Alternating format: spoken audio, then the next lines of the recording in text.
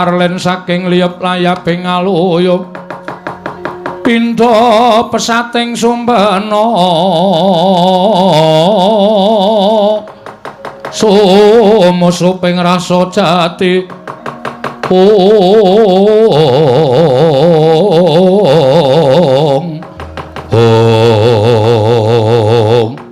datan kausa madya wonten gupit sanggar sarup nena gandha kecapur nalika semanten alindra ing Traju Trisna Prabu Stija Bamana Kasura ngawi sangganing para wadyabala Traju Trisna pating bleber pating corot kala tirta mlutak kaning daratan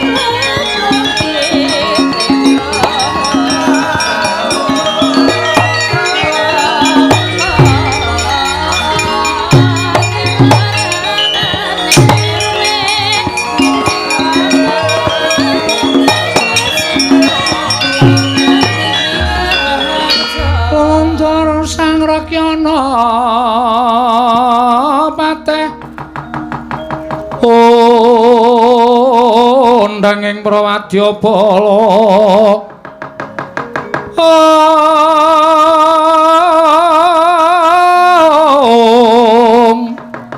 kok sur tambur miyang suling pepandhen dalutek miwa bandera kakandha warna-warna pindha Jaladhyana Sri Kawuryan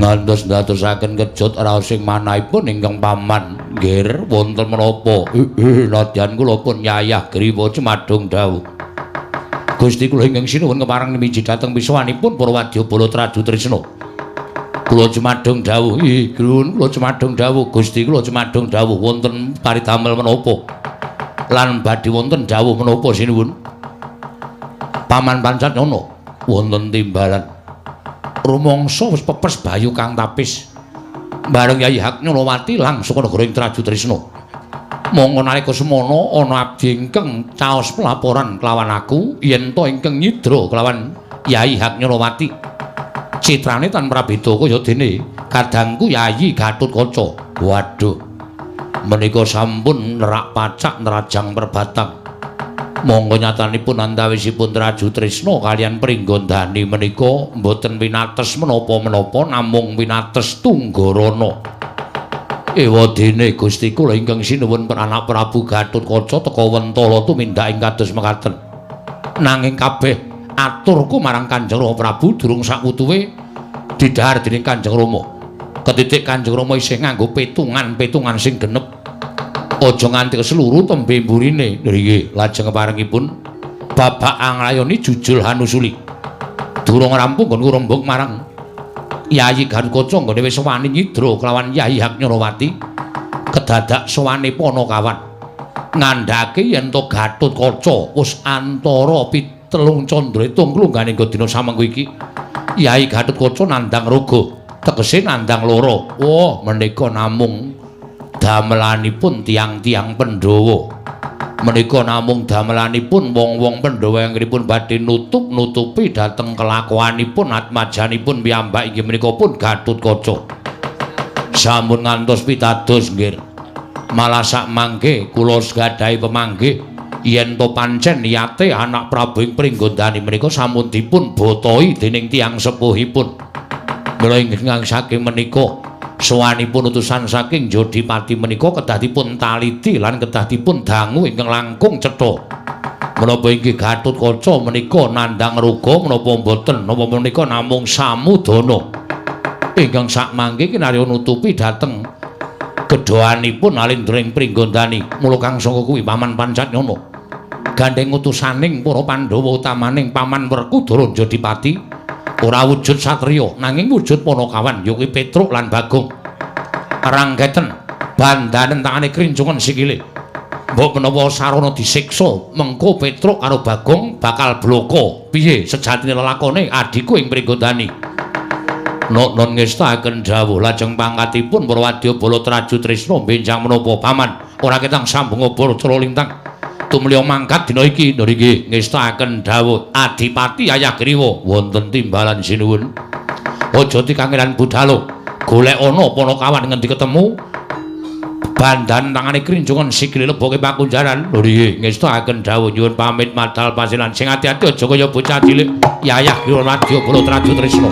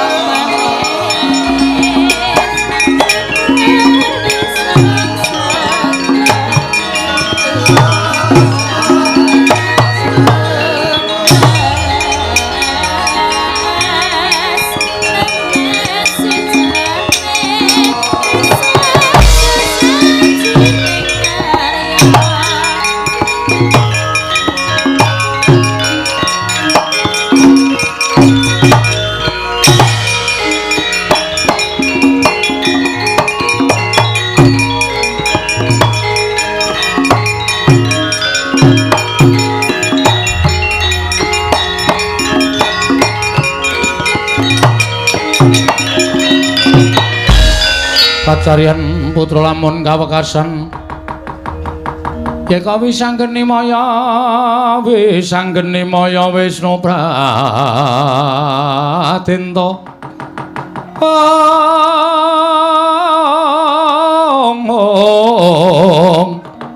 Wisanggeni maya Wisnu Pratenta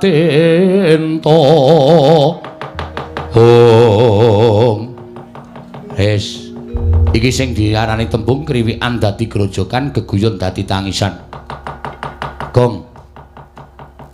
Wer, kowe iki takoni kok malah meneng wae ora. Ora, aku tak takon karo kowe jane maksudmu apa? Sirmu apa kowe wani nantang karo Sinuwun Setija Bama Narakasura? Wong urip lak jajak-jajak ta, Tru? Jajak-jajak piye? Maksude jajak-jajak iki kekuataning Sinuwun Prabu Bama iki sepira? Lho, awak dhewe perlu ngerti. Kowe ngerti ora? Sinuwun Prabu Buwanaraka Sura kuwi putrane Sinuwun Prabu Ndarawati. Wis paham. Panjenengane kuwi digdaya sekti kalintang jayaning perang. Kedunungan Naji Pancasanya. Lho, dheweke iki ra iso tekan ning pati, ora iso mati. Kena lara lubuting pati piyai sepuh do ngendikake ngono kae. Lah kok wani tok tantang kuwi kok iki tekan Ndarawati iki utekmu tok tinggal ngomah wae piye? Mosok sira karo utek dhewe-dhewe, Tru? Kan ya ora mungkin to mesti bergabung dadi siji. Ha ya nek ora tok nggo, ngono lho.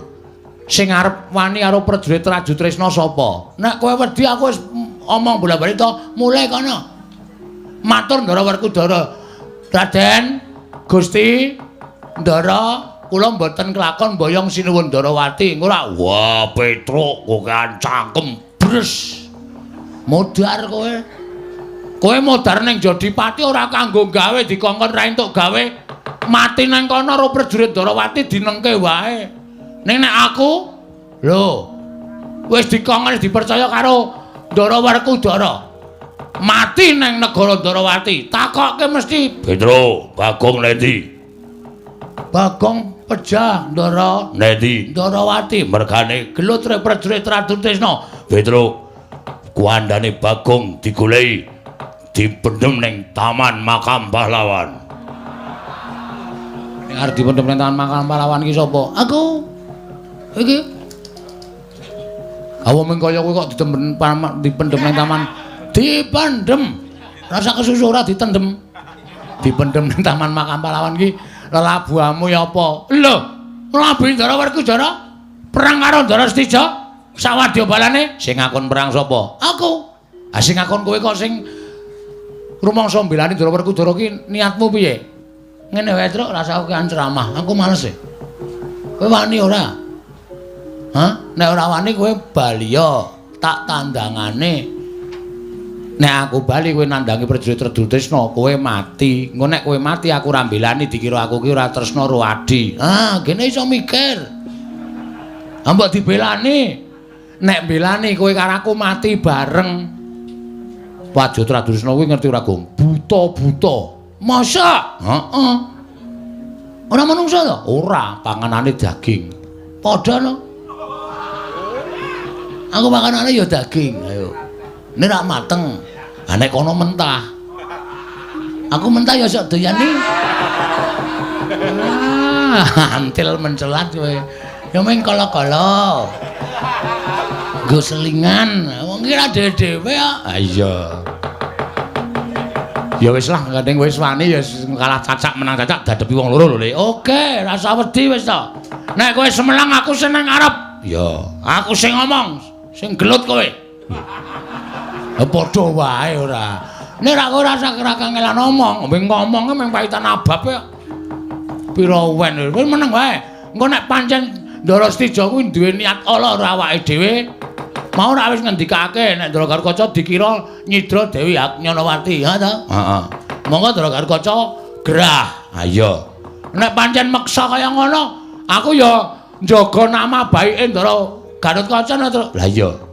Wis saiki dinteni kene sapa sing ketok, tandangi wis to. Kalah, menang pokoke wani, sing penting wani. Oh iya. Mati urip kagungane sing gawe urip. Iya. Rasa semelang ro mati to. Wong semene kae iki mung do antri modar tak andane. Ning tenane ya ngono ya, Gong. Ah iya, mati kok wedi ora. Kowe wani urip ki kudu wani mati. Nek ora wani mati mbiyen rasa urip. Bener, kandhane kok celingak-celinguk ora. Mati ki ora iso urip meneh, Gong. Wes sing ngomong sapa? Anggere dobati ya urip. Ngeyel kuwi maning ora. Kowe pokoke dinteni kene ya, tak enteni ya kancanane, Gong. Nek kira-kira kowe kalah, aku sing maju. Maju bareng mana dhewe-dhewe? Ya maju bareng. Pokoke gotong royong. Ya, gotong royong ya manut.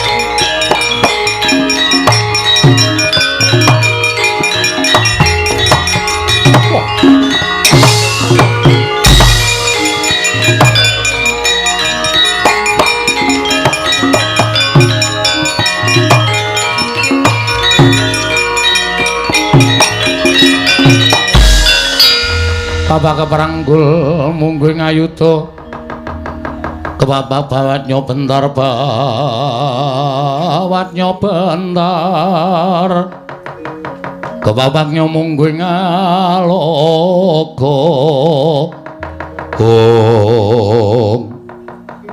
sapa iki Tru? Takoni sajae prajurit Ratu Trisna. Nuwun sewu Gladiwana nggulang tepang nitik busananipun sampeyan niku nuwun sewu mboten padha kali kula. Busana sarwa sae sajaipun piyayi ya dasar Purnyata. Aku abdining Sinuwun Prabu Stijo Buma Narakasura. Oh tenan to? Heeh. Sing mburi nggih nggih. Ya, aku ya abdining Stijo Buma Narakasura. Asma jeneng takon karo aku Tumenggung Prawara Kendra. Tumenggung Prawara Kendra. Sing mburi? Aku Tumenggung Baron Sekeber. Waduh. Jenenge wis medeni ya, Tru. Heeh. Baron nggon aku kae watuk terus. Ya wis ben apa-apa. Aja dipadhake kaya baron kene karo baron kono iki beda. Iki sapa matane kaya nduk ceplokan. Takon karo kula. Iya. Nayaka Ndarawati. Lho. Nayaka Ndarawati nggih.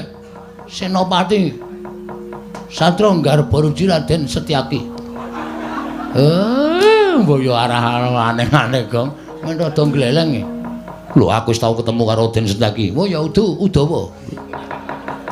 Aku wis tau ketemu karo Patih Udawa. Oh ya Raden Samba. Aku ya wis tau ketemu. Ya wis Bagong ngono wae lah.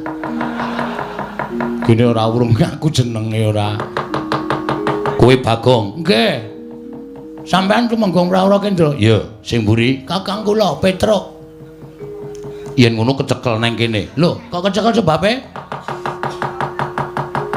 Aku diutus Sinuwun Prabu Setija Buma Narakasura goleki jenenge Bagong karo Petruk. Nek wis ketemu kon bondo tangane kon ngerincung sikile.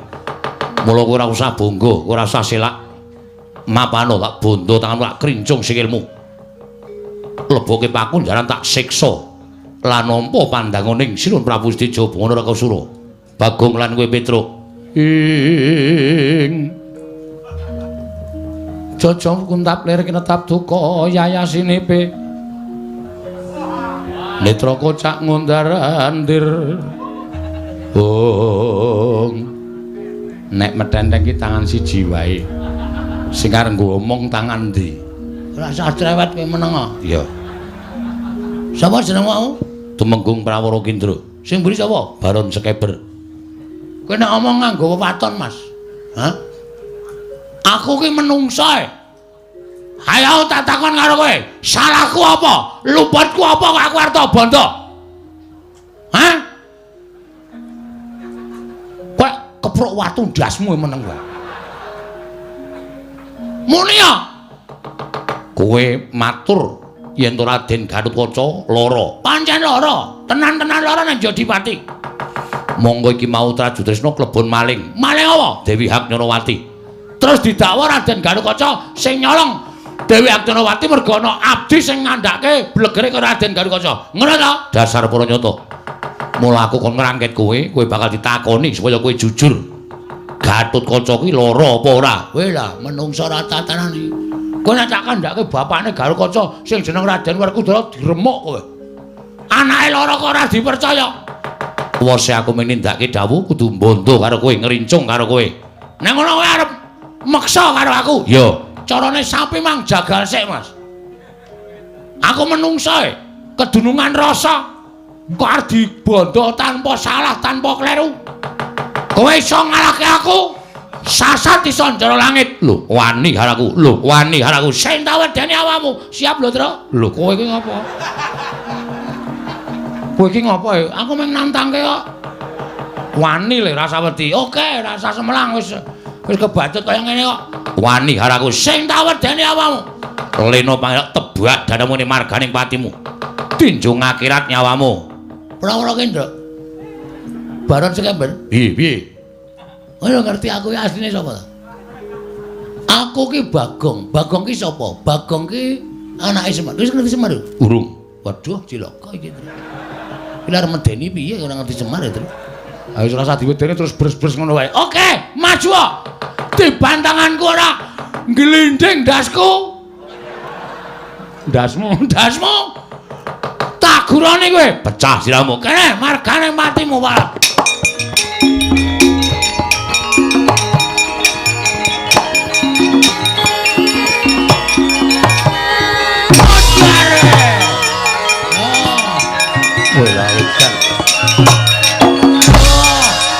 Ngono. Maju terus.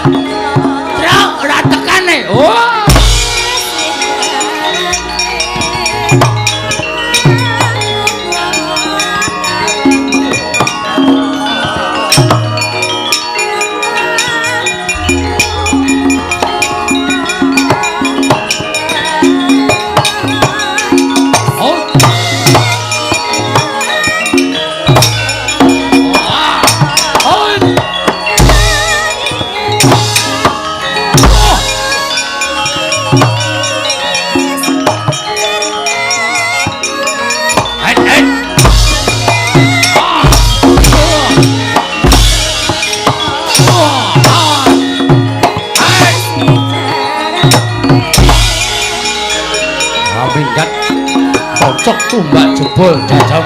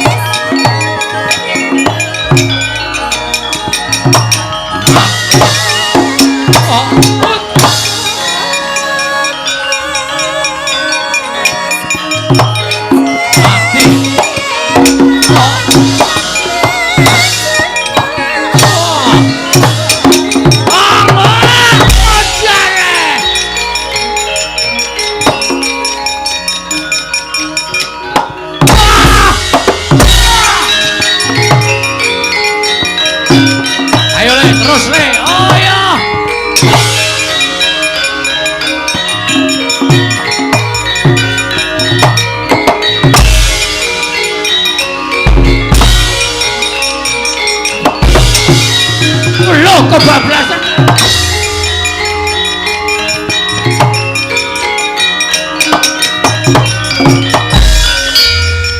Lho, iki urung-urung kok wis nggawa warit. Ndak rampung-rampung. Ora tak bacoki mbaka siji ora ana rampunge. Lho.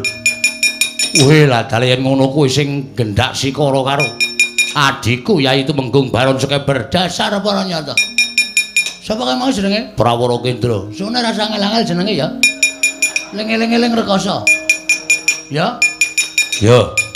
Ayo, kowe arep ngopo? Ayo. Kowe arep gendak sikara karo Panakawan arep bondo Panakawan. Aku wong ora salah, aku wong ora luput. Wong ora salah, wong ora luput ki diayomi karo sing gawe urip. Mati ta baca siramu mocer kowe.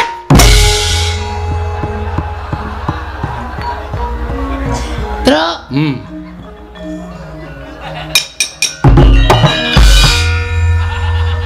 Truk. Keseran le nuncepke.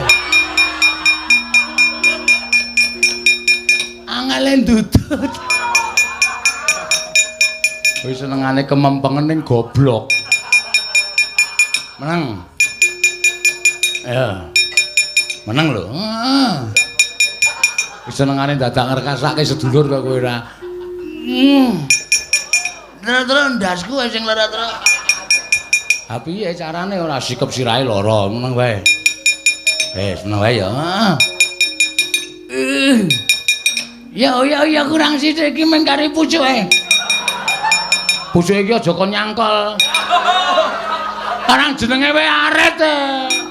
Pucuke iki mesti nyelekuwek. Ha iya. Iki mesti entuk watu iki. Ayo watune diru. Ya didanake sithik. Heeh. Ya. Kowe nek ndak doke enggak iki angel ya, Truk. Ha iya. Iya. Kowe. Kene iki mung sithik. Ha iya.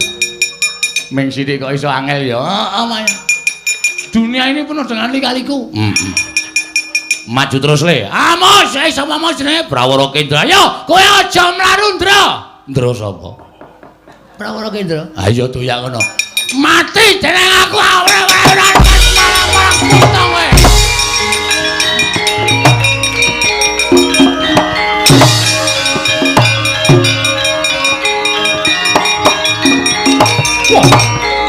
Biar kowe, biar ora apa-apa. Biar. Biar. Biar.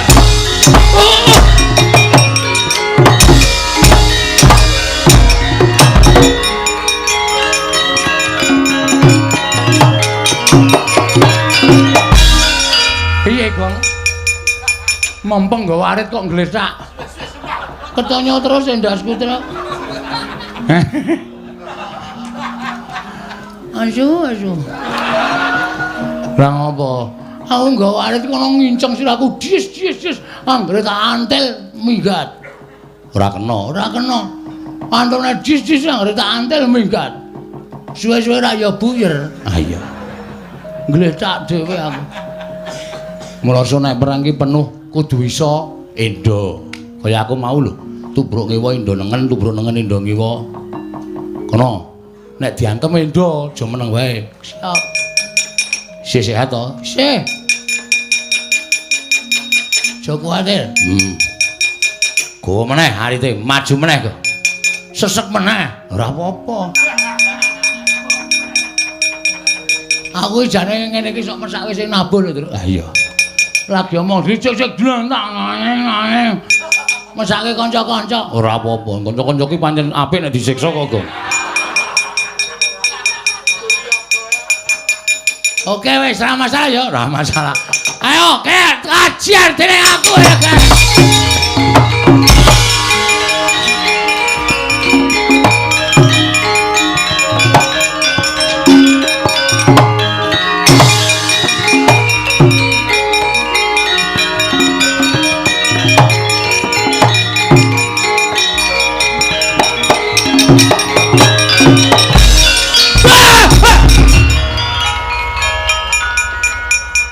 Ngopo kae?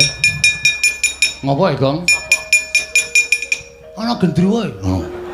Gendruwo ndi ora? Masih yakin aku ora ngapusi aku. Bola Tradutresna setan barang to? Ora. Endi to? Kae lho. Kae buta. Gedhe senane, Tru. Ha iya. Piye wani ra? Asli nek musuh kae mbok modar nek wani aku. Ha kene ra ono ya ra wani. Hai Adipati Yayagriwa. Adipati. Heeh. Ya cedak yo.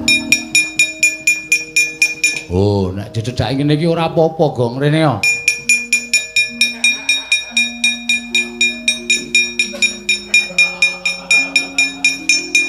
Wedi. Rasah wedi ra. Rupane medeni tenan itu. Udus. Ora apa-apa mripatmu iki cokan tanganmu iki tutu ora sampe nutupi mata. Deloken to. Lho. Us. Raine lho, Tru. Ora ini medeni kowe ro dheke. Udus. Heeh. Ha ngiluwa. Wah. Kon ngilu ya gelem ngono lho, goblok banget. Sapa wi? Ayo Panakawan. Kowe gelem manut karo Wadyabala Traju Tresna apa ora? Ora gelem manut mungsuhmu dudu sapa-sapa. Nanging mungsuhmu aku Adipati Yayagriwa. Aku buta sak perbata siwineming kowe. Oh, ladala pira? Wen ora jam-jaman. Jaluk mati tak potang-potang awakmu kelakon penjangkamu. Manggriyen rasah manggriyen. Kula tak rembug perkara iki ora sah rembug-rembugan ora gaglak. Lah mlayu kok.